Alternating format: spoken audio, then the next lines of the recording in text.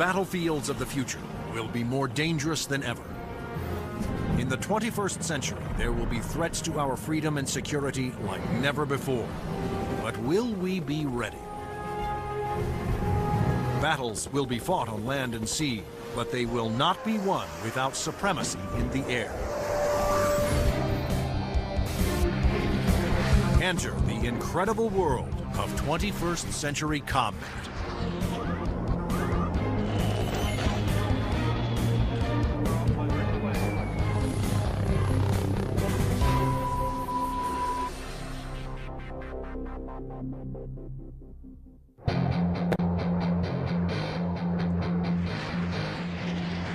Air power is the dominant strategic force.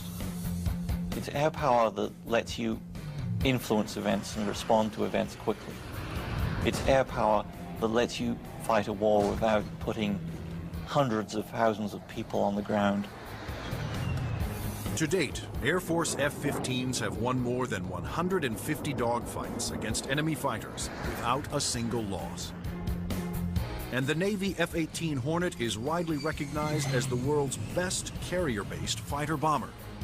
But in the future, neither the F-15 nor the F-18 will be able to survive against deadly enemy anti-aircraft missiles. Surface-to-air missiles, or SAMs, are going to represent the biggest threat. Those very formidable systems developed in Russia or China will have to be taken out of action very quickly in any future conflict. The fighter of the future will need to be stealthy to slip past enemy radar. It must be able to take out anti-aircraft installations. And it must out-dogfight any enemy fighters that get in the way.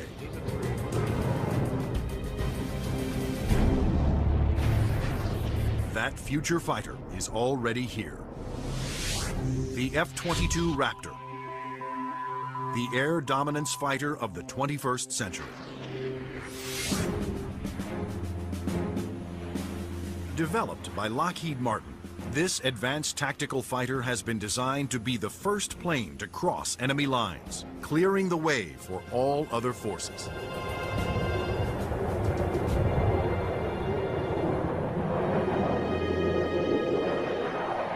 The F-22 is both an air-to-air fighter and an air-to-surface fighter, so it can drop precision weapons. That means it'll be able to go in early in a conflict, knock out all the air defenses that an enemy has, and also take out certain ground targets. And open the door for all the U.S. forces, whether they're ground vehicles or other aircraft, to come in and continue the fight. The development of the F-22 Raptor first began in 1985, when the Air Force requested proposals for an advanced tactical fighter jet to replace the F-15 air superiority fighter. Military planners feared that the F-15 would not be able to counter new air and ground threats on the horizon. The result was the creation of the F-22. The capability of the aircraft is a quantum leap above what exists right now, and it's going to take air power and revolutionize it into a whole new world. In the battles of the future, stealth will be critical for all new fighters to avoid being seen by enemy radar. Non-stealthy aircraft just will not survive in the air battles of tomorrow. Stealth technology was created to counter advances in radar. Radar works by sending out radio waves and measuring the amount reflected back to determine the distance, speed, and course of an object. But stealth aircraft are designed with surfaces that deflect radio waves away, making them nearly invisible to radar. The world's first stealth production aircraft was the F-117 Nighthawk. The reason that airplane is faceted is a limitation of the computer technology at the time. It's easier to model a finite number of flat surfaces than it is a bunch of curved surfaces. And while the aircraft was a breakthrough at the time, the facets limited the plane aerodynamically. But now, thanks to more powerful computers, engineers can design aircraft that do not have to sacrifice aerodynamics for stealth. The F/A-22's aerodynamic slickness allows it to have the lowest drag of almost any aircraft ever produced.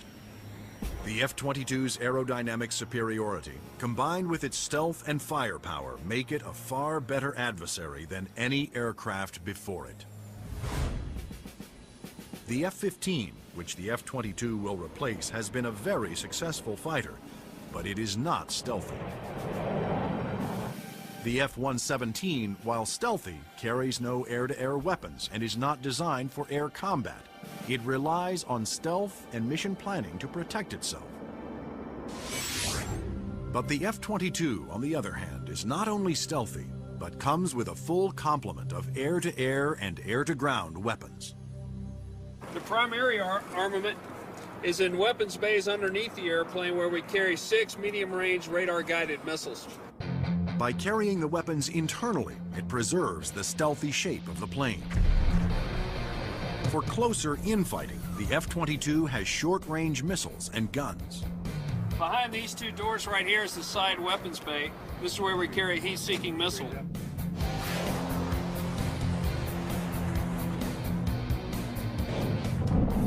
For close-in armament, the Raptor is equipped with the M61A2 cannon. The muzzle is hidden right behind this door right here. It's hidden because of the stealth characteristics of the airplane. Cannon carries 480 rounds and is capable of shooting 100 rounds a second. The F-22's advanced weapons systems will make it a formidable interceptor, as will its unique ability to find enemy aircraft without revealing its own position. When other planes use their radar, they become visible to every other radar system in the area. But that's not the case with the F-22. Perhaps the highest tech part of the airplane is the radome itself. Not only does the radome have to be stealthy, but it has to be able to transmit and receive its own radar signals. How the F-22 radar achieves that remarkable feat is classified. But what is known is that the F-22 can see enemy aircraft at a distance while remaining invisible to them. The first time that the bad guys will really know there's an F-22 in the area is when one of them blows up. Along with its advanced radar system, the F-22 is the first fighter to have supercruise, the ability to travel faster than the speed of sound without using its afterburners. A jet's afterburners boost speed by pouring fuel directly into the hot blast of the engines, adding fiery extra thrust. But afterburners are also wasteful, consuming enormous amounts of fuel, dramatically affecting the range and duration of a plane's mission. But the F-22 doesn't have that problem. Without using afterburners, it can supercruise at an incredible 1.5 times the speed of sound, over 1,000 miles per hour. This is all about our pilots being able to go fast, minimize the amount of time they are exposed to any threat, do the mission that we've sent them to do, turn around and come home safely. The F-22 is presently the only fighter in the world with supercruise, but it wouldn't be possible without a very unique set of engines. The goals for Pratt & Whitney were to provide a transformational engine that the Air Force needed, one that was stealthy, maintainable, and fast. The F-119 PW100 was developed by Pratt & Whitney after years of research. It sets the new standard for jet engines.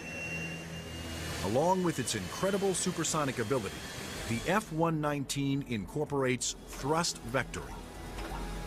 Here we are at the rear end of an F-A-22 Raptor. First thing you'll notice are the nozzles for the F-119 engines. In flight, during a maneuvering dogfight, they actually move up and down and vector the thrust of the engine to provide maneuverability.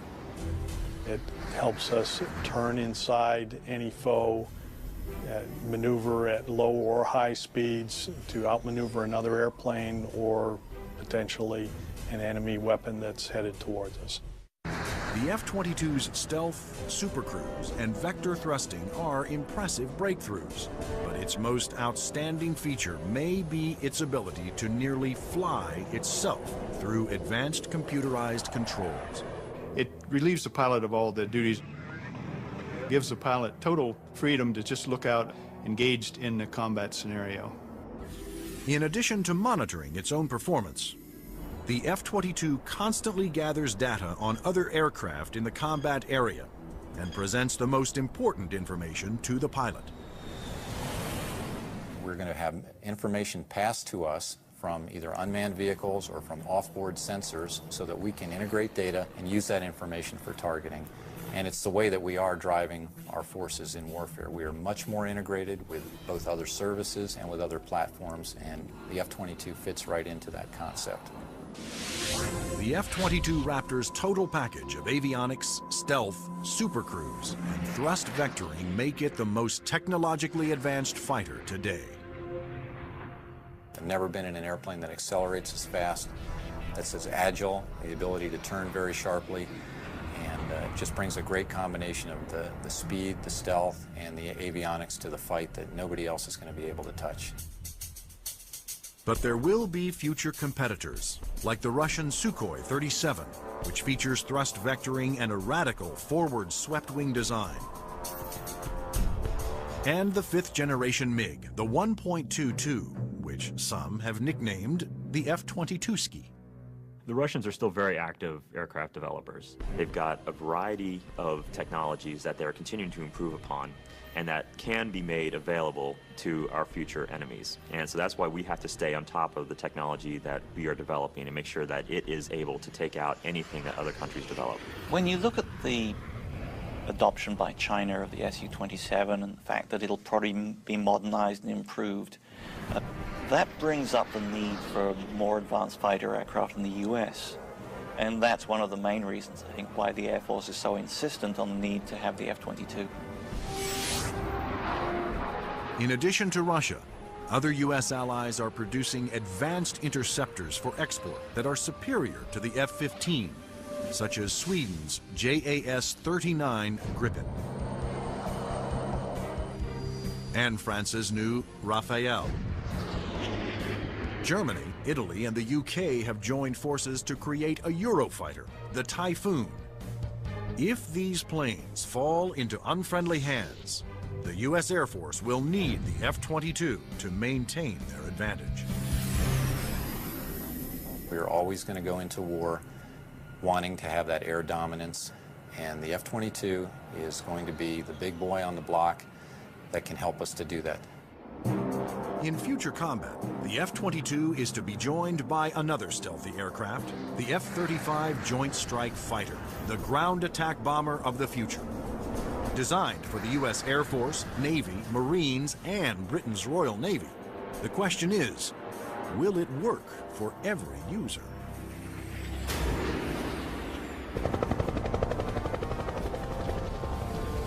The rules of war have changed. Brute force has given way to high tech, and conventional weapons of the past will no longer be effective. In future battles, the F-22 will be the first fighter to cross enemy lines, surgically removing air and ground targets. Next in the F-35 Joint Strike Fighter, the attack bomber of the future. It will assume the air-to-ground attack role for the U.S. military. The F-35 can carry heavy weapons externally for maximum effect. But when a smaller payload is carried internally, it is nearly as stealthy as the vaunted F-117 Nighthawk. It has a significant amount of stealth capability to allow it to be used early on in a campaign, and it has a significant amount of weapons carrying and payload capability to be used at the later stages of campaign. The threat to the airplanes may not be as significant and require less stealth. The development of the F-35 was driven by the Armed Forces' desire to save costs by creating a ground attack bomber that would meet the needs of the Air Force, Navy, Marines, and Britain's Royal Navy. Airplanes are becoming very expensive these days, and we had to do something to get the cost of these airplanes back down to a reasonable level. The F-35 is expected to cost about $40 million, one-third the cost of an F-22 Raptor. But could one basic airframe be designed to satisfy so many different military demands? Each armed service wanted a stealthy ground attack bomber, but the Marines also needed a plane with short takeoff and vertical landing capability. The U.S. Navy required a craft with larger wings, heavy-duty landing gear, and an arresting hook for carrier landings. And the wings would have to fold up to save deck space. The size and scope of the JSF program is pretty significant. The airplane is being designed to replace the F-16 and the A-10 for the Air Force, the AV-8B for the Marine Corps, and the FA-18 for the Navy. Unlike the twin-engine F-22 Raptor, the F-35 Joint Strike Fighter was designed around a single engine to keep down not only costs, but weight. A lighter plane can carry more weapons. For the Joint Strike Fighter, one of the keys of its mission is the ability to handle a large amount of ordnance and bring it to an enemy site. That all works better with a single engine.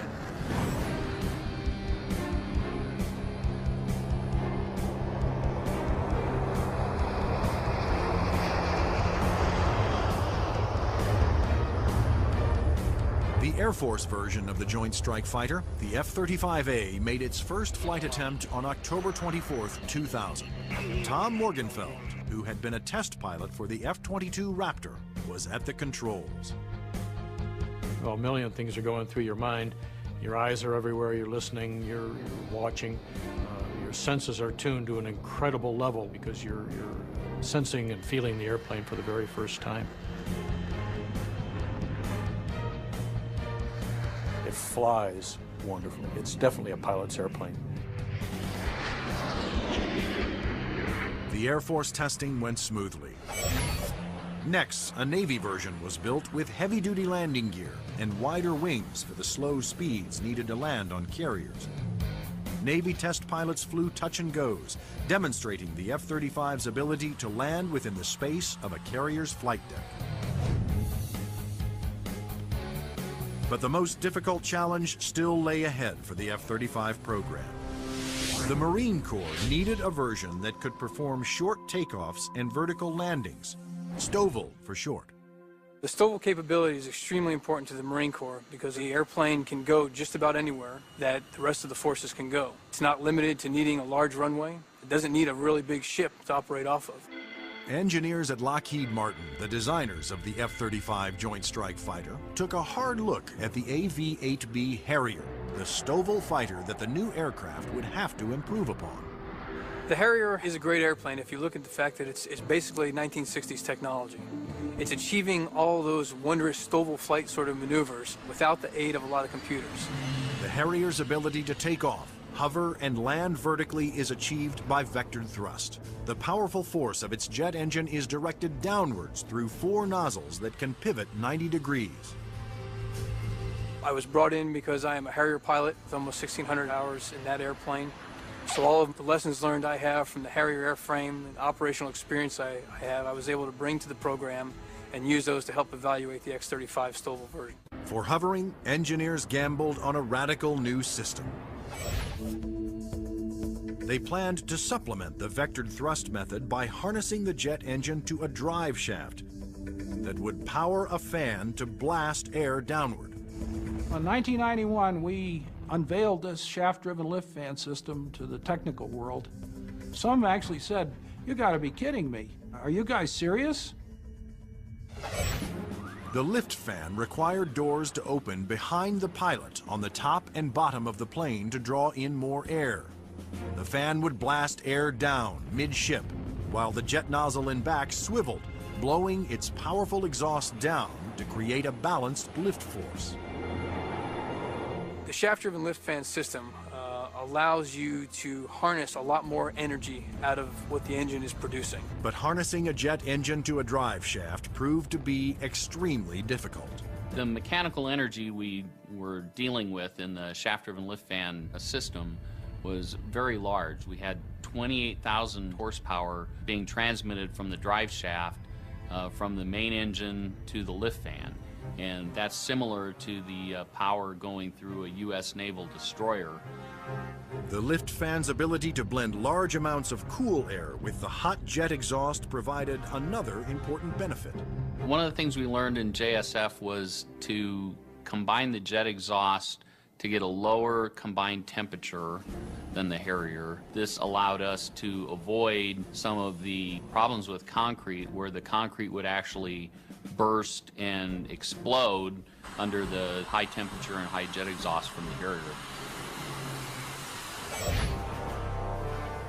At the Lockheed Martin test facility in Palmdale, California, the revolutionary lift fan system was put to the ultimate test, in the air. If the lift fan failed during hover, the plane would crash.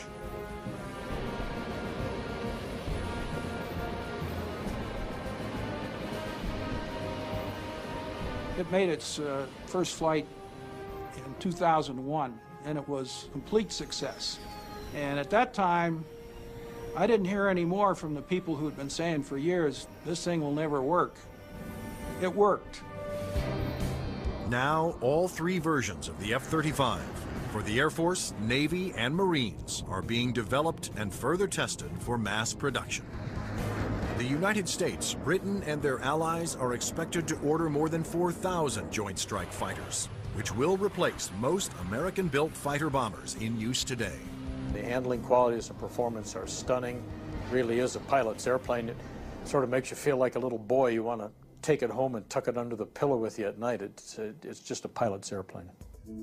In future air conflicts, the F-22s will be used to establish air dominance. Then waves of stealthy F-35 Joint Strike Fighters will use their superior weapons-carrying abilities to attack other major ground targets.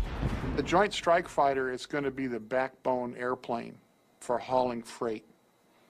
It is going to be the muscle part of sustained forces.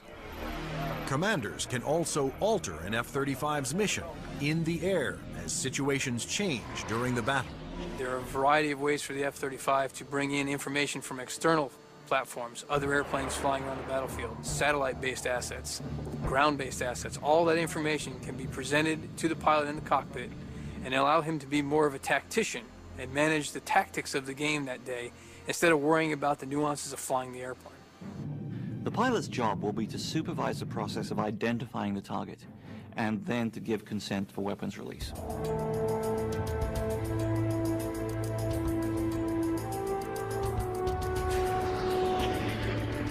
The Joint Strike Fighter will be able to carry a wide range of weapons, to include the heavier weapons such as the 2,000-pound bunker busters and 2,000-pound blast weapons.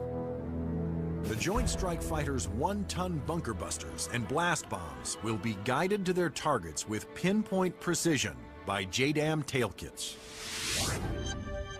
The Joint Direct Attack Munition, or JDAM, is a kit that can be put on any bomb to give it the brains to know where to go, and the movable tail fins to guide it there.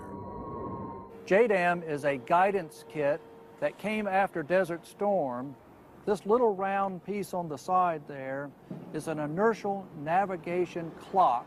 Now this clock, instead of measuring seconds, measures feet. If you take the unit and you tell it where it is right now electronically, and then you move it back a foot, or you move it up a foot, it measures every centimeter and every distance. The bomb knows the coordinates of where the airplane is, and it also knows the coordinates of where the target is. And when the weapon is released from the airplane, it simply flies from one set of coordinates to the other and does its thing when it gets there. Because a JDAM is directed by GPS, or global positioning satellites, it can hit targets regardless of visibility. The way we use it is by employing it against targets that we cannot normally see visually, whether it is due to weather, smoke, haze, or just some sort of other thing that's obscuring the target.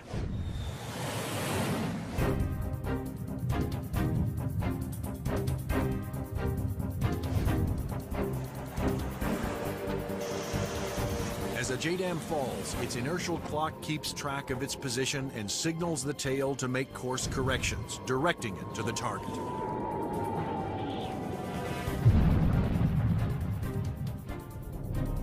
The accuracy of new weapons like JDAMs will reduce collateral damage. It also makes the F-35 an even more formidable weapon system. The new weapons such as JDAM really reduce the need for the number of sorties, and that reduces our risk because we're not exposed to enemy threats as often. The F-35's combination of advanced weapons, avionics, and stealth will help it ensure its success over the battlefields of the future. U.S. military planners wondered if these same features could be utilized in a helicopter. They wanted a stealth helicopter. But could it be done?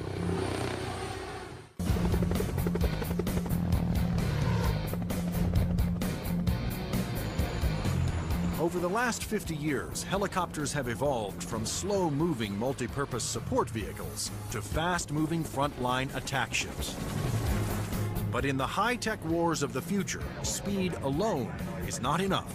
Information is the key. There's three elements that are critical to warfare. The ability for you to know more than the enemy, the ability to maneuver quickly around an enemy and gather more information about them, and the ability to provide precision firepower at the enemy. In future conflicts, after the F-22 Raptors and the F-35 Joint Strike Fighters have cleared the way, surveillance and attack helicopters will support ground troops as they move in to secure the area. We like to be down low where the action is, and we like to be down low where the threat can't see us. But at such low altitudes, helicopters are vulnerable to a wide assortment of ground-to-air weapons.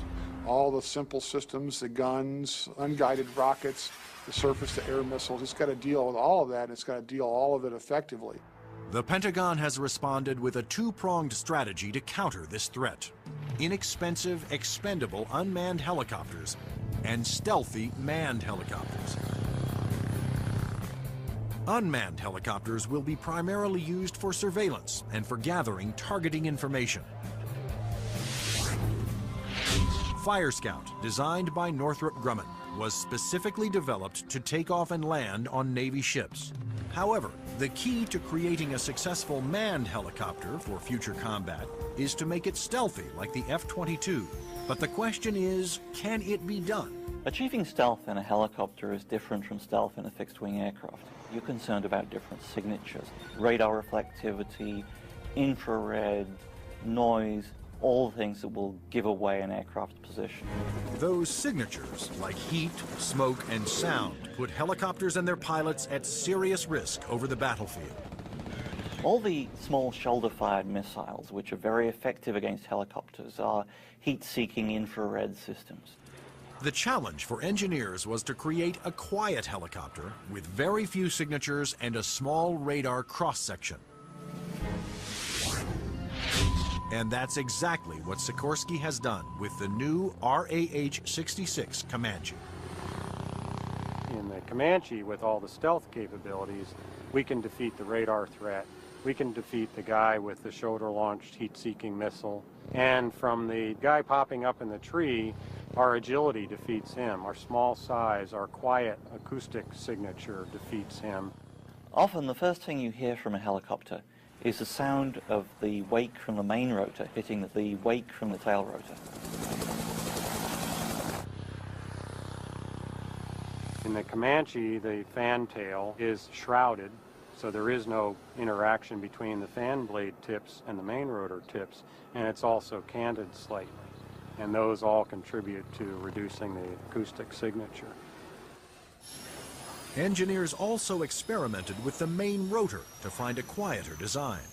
If you look at a Comanche, it's got a 5-blade rotor, and what that does is it cuts down the normal chop, chop, chop sound from a helicopter into a more discreet whir that kind of blends into the background. Reducing the heat signature of a helicopter is also essential to making it more survivable.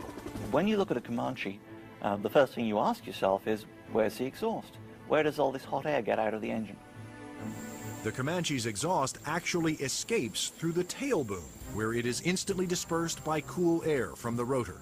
That missile has to have something to home in on, and that's a heat signature. Comanche defeats that by the engine exhaust being mixed with ambient air and cooling it so that there's no longer a heat plume for that missile to home in on. To defeat radar, the Comanche utilized the stealth secrets first developed for the F-117 Nighthawk. There are no radar-reflecting right angles on its outer fuselage, and all weapons are carried internally to help keep its stealthy shape. What's interesting about the helicopter is some of the things that achieve stealth actually make the helicopter better. Things like the retractable landing gear and the retractable weapons bays, that also makes it sleeker and faster. So once you've bought into the stealth part of it, you get other superior attributes. The main role of the Comanche is to give commanders an overview of the battlefield by providing up-to-the-minute information. Comanche is going to be basically their flying cavalryman. It's going to dart in and out, slash and cut, be a reconnaissance vehicle. As Comanche's two pilots gather data, their computer shares that data with other Allied forces. When the Comanche finds the enemy, he's going to kind of direct like a quarterback to apply the firepower to defeat that enemy.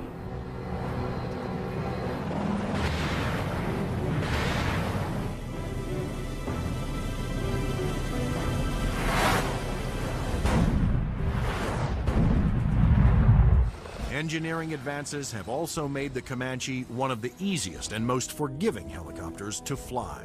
One thing that Comanche brings that other previous generation helicopters can't bring to the table is the pilot can maneuver the Comanche in virtually any axis without fear of exceeding any limits. Although it will be used primarily for reconnaissance, the Comanche will also be armed for self-defense. The Comanche is capable of carrying a wide array of weapons, all the way from guided missiles using a laser guidance system, heat-seeking missiles, which would be more of an air-to-air weapon, or unguided rockets, and also the latest Hellfire is pretty much a fire and forget. In addition, Comanche's pilots can ask Allied aircraft to fire missiles their way, and can then take over and guide those missiles to their targets.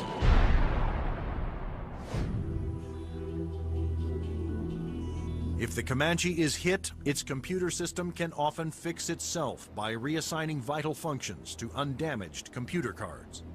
This is where the computer brain of the Comanche is.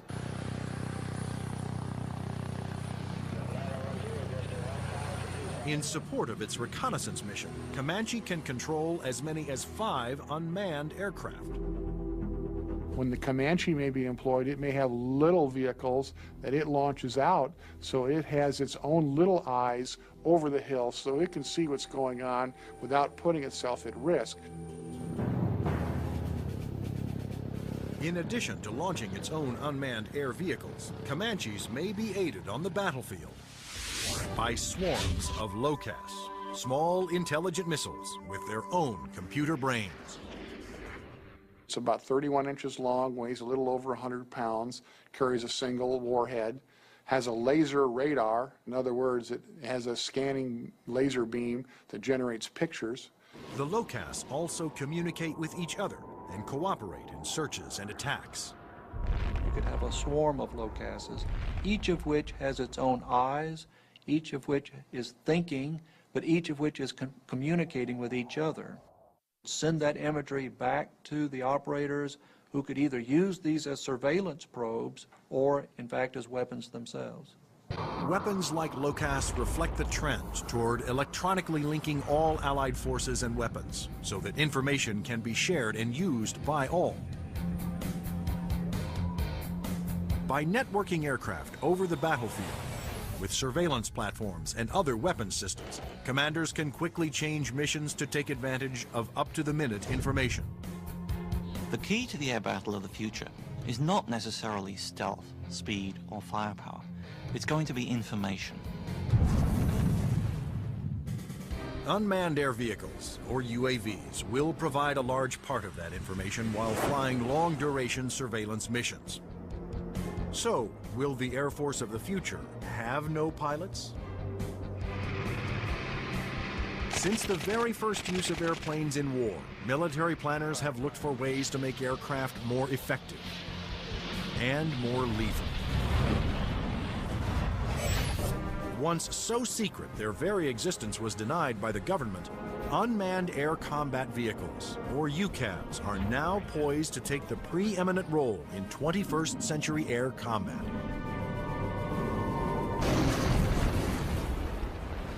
UAVs are certainly going to change air power in the 21st century. You can see it starting to happen today, but what we're looking at now is just the beginning, because there's going to be more of them, and they're going to be better.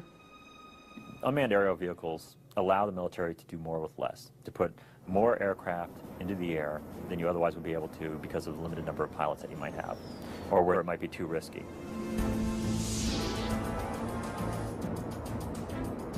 In the future, aircraft that have no pilots on board will carry out the most dangerous combat missions. Today, unmanned air vehicles, or UAVs, are already taking over the role of long-duration surveillance. UAVs don't have mothers. You lose a UAV in combat and nobody bats an eyelid. One of the earliest surveillance UAVs was the Predator. It was developed in the early 1990s. When you look at Predator, basically they start off as being long-endurance systems that can really persist over the battlefield. In Afghanistan, Predators provided critical real-time intelligence. And it was there that a Predator made an amazing transformation from surveillance to armed aerial attack. Fired a Hellfire missile, an Al-Qaeda convoy, and destroyed one of the vehicles in there. And at that point, it crossed the line from an unmanned aerial vehicle into an unmanned combat aerial vehicle. Today, the new Predator B can carry up to 10 Hellfire missiles. Of course, its primary mission is still what the military refers to as ISR, or Information, Surveillance, and Reconnaissance. It's basically a poor man's satellite. I mean, you can bring it in and let it dwell in an area. UAVs transmit important visual information to battlefield commanders via satellite or other data links. Once targets had been located, identified, and cataloged, these could be disseminated to other weapons or weapon systems. Reconnaissance UAVs have multiple ways of conducting surveillance. On clear days, they use specially stabilized optical lenses that can zoom to high magnification. At night, they use infrared, and under adverse conditions, they use synthetic aperture radar to pierce the thickest clouds, sandstorms, or oil field smoke. When the radar is reflected back, it can also be used to create a 3D image of objects. If the enemy chooses to use countermeasures or decoys or deception techniques, having to beat 3 systems is a lot harder than 1. The success of the Predator paved the way for the development of an even more advanced high-altitude jet-powered UAV by Northrop Grumman. It's called the Global Hawk, but unlike the Predator, it was designed to take off, fly its pre-programmed mission, and land all on its own, thanks to the GPS, or Global Positioning Satellite System. The Global Hawk is basically a much larger version of the Predator. It has higher altitude capabilities, increased payload. It can carry a lot more sensors, a lot more communication devices, and it can loiter over a battlefield for up to 35 hours. The Global Hawk can stay aloft for a day or more, providing constant near real-time video surveillance over an area the size of Illinois. Predator and Global Hawk give us an up-close view, which is something you can't get from a national asset, which would be a satellite type of thing. Though still in development, the Global Hawk had a dramatic impact during Operation Iraqi Freedom. A single prototype provided information to Allied forces on 55% of all time-sensitive targets, including mobile Scud missile launchers.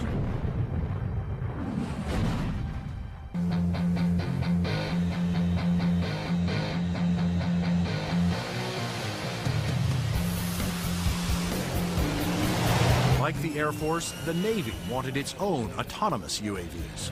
However, designing one to take off and land on an aircraft carrier was a tremendous challenge. But the engineers at Northrop Grumman were up for it. In the summer of 2000, they began working on the X-47 Pegasus. The hardest part of the Pegasus program was definitely the flight controls. Getting on and off an aircraft carrier, of course, is one of the toughest design problems for an aircraft. And doing this with a tailless vehicle like Pegasus certainly was the toughest problem we had. That problem was solved by using 6 innovative surfaces to make the plane climb, descend, and turn. This surface just rotates up the elevon, of course, both up and down, and then there's another inlay on the lower surface as well. The first flight of Pegasus, the demonstration was very, very successful. It lasted approximately 12 minutes. There was no human in the loop. But could Pegasus, without any human assistance, land within the tiny space between the arresting cables of an aircraft carrier? The engineers came up with an ingenious way to find out. And we actually glued a small paintball down onto the bottom of the hook so we could get a clear touchdown point. That was quite an achievement that we're very proud of. The Navy will use its stealthy UAVs to get targeting information for its guns, missiles, and fighter aircraft. The initial focus has been on information, surveillance, and reconnaissance to provide targeting information to the Navy's strike packages.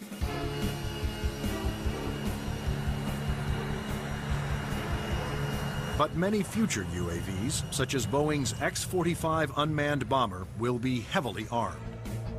Although flying pre-programmed missions, armed UAVs will still need human permission to fire.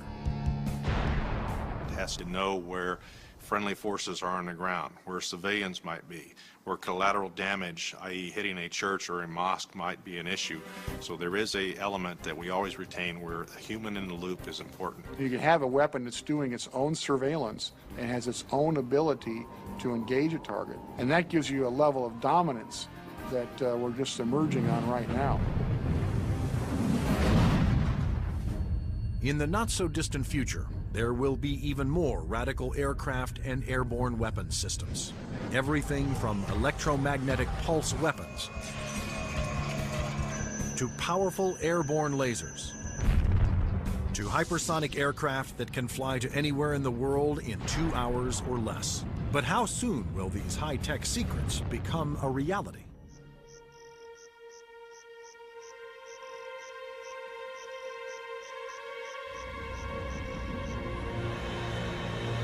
The enigmatic F-117 stealth jet flew in secret for 10 years before its existence was revealed to the public. Some of the unclassified projects that are acknowledged by the Pentagon seem more like science fiction than reality. The military is designing a weapon system designed to neutralize an enemy encampment or factory without destroying it and scattering nuclear, biological, or chemical materials. Electromagnetic pulse, or EMP weapons, will blast a highly concentrated magnetic field towards its target, overloading and destroying any electrical components. The small electromagnetic pulse weapons offer some pretty startling capabilities. You can essentially completely destroy an enemy's electronic infrastructure in a very precise way. You can fly over a small facility, only a couple of acres, fire it, and suddenly none of their computers work, none of their weapons work, none of their electronics at all will work. Researchers are also experimenting with an airborne chemical laser. An entire aircraft has been turned into a chemical energy plant that points that laser at a target and burns through missiles.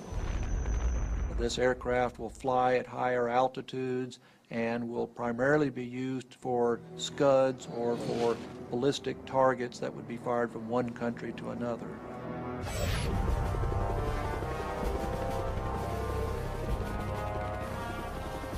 American generals don't want a fair fight.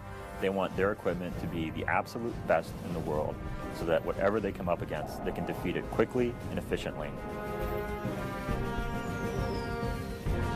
The battlefield of the future will continue to be a dangerous place.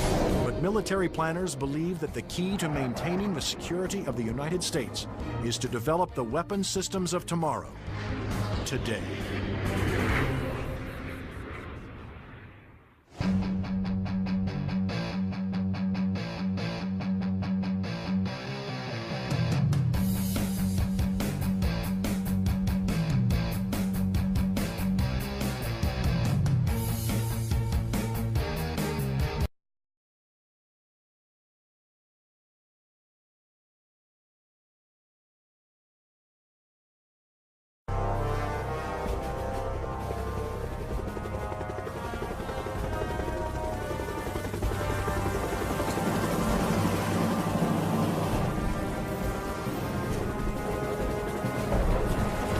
battlefields of the future will be more dangerous than ever. In the 21st century, there will be threats to our freedom and security like never before. But will we be ready? Battles will be fought on land and sea, but they will not be won without supremacy in the air. Enter the incredible world of 21st century combat.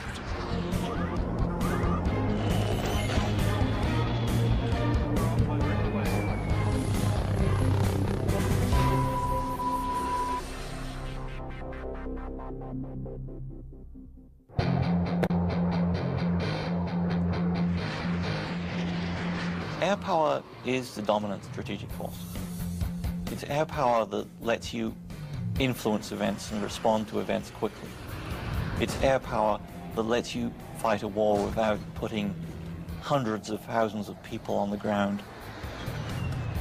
To date, Air Force F-15s have won more than 150 dogfights against enemy fighters without a single loss.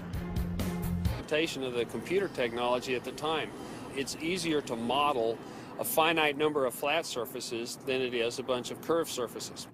And while the aircraft was a breakthrough at the time, the facets limited the plane aerodynamically. But now, thanks to more powerful computers, engineers can design aircraft that do not have to sacrifice aerodynamics for stealth. The F/A-22's aerodynamic slickness allows it to have the lowest drag of almost any aircraft ever produced.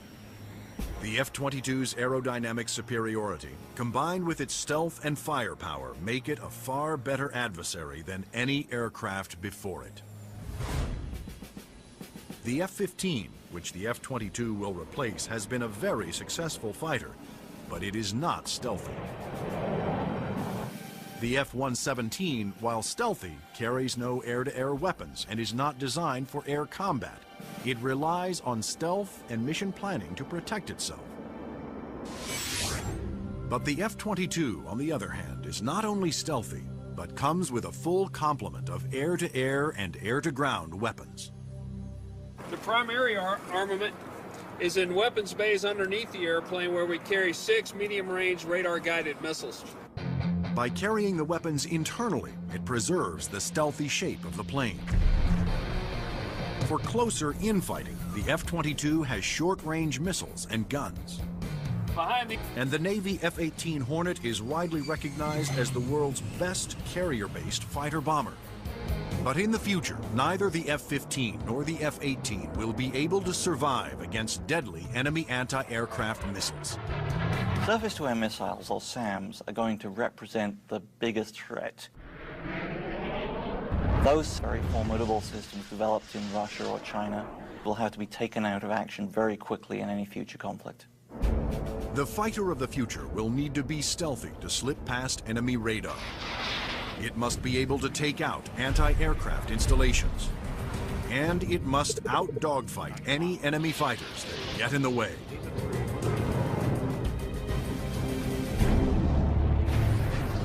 That future fighter is already here. The F-22 Raptor, the air dominance fighter of the 21st century. Developed by Lockheed Martin, this advanced tactical fighter has been designed to be the first plane to cross enemy lines, clearing the way for all other forces.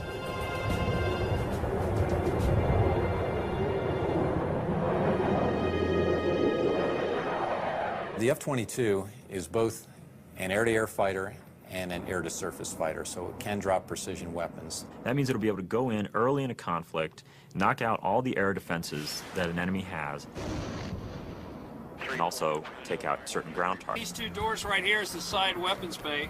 This is where we carry a heat-seeking missile.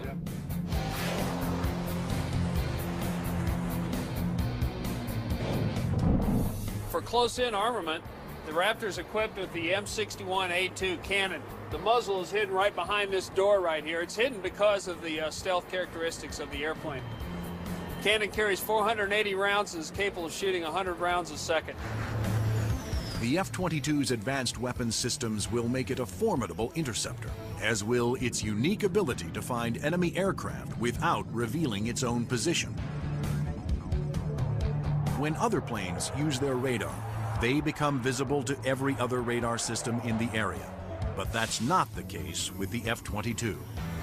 Perhaps the highest tech part of the airplane is the radome itself. Not only does the radome have to be stealthy, but it has to be able to transmit and receive its own radar signals. How the F-22 radar achieves that remarkable feat is classified. But what is known is that the F-22 can see enemy aircraft at a distance while remaining invisible to them. The first time that the bad guys will really know there's an F-22 in the area is when one of them blows up.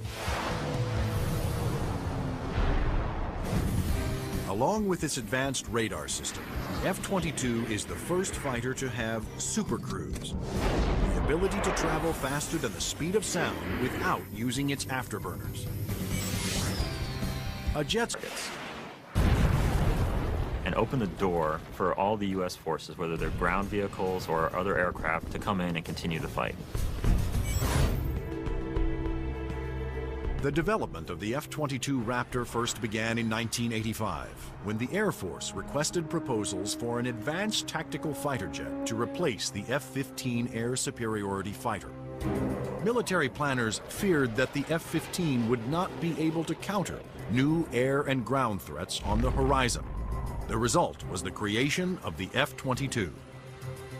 The capability of the aircraft is a quantum leap above what exists right now, and it's going to take air power and revolutionize it into a whole new world. In the battles of the future, stealth will be critical for all new fighters to avoid being seen by enemy radar. Non-stealthy aircraft just will not survive in the air battles of tomorrow. Stealth technology was created to counter advances in radar. Radar works by sending out radio waves and measuring the amount reflected back to determine the distance, speed, and course of an object. But stealth aircraft are designed with surfaces that deflect radio waves away, making them nearly invisible to radar. The world's first stealth production aircraft was the F-117 Nighthawk. The reason that airplane is faceted is a limit.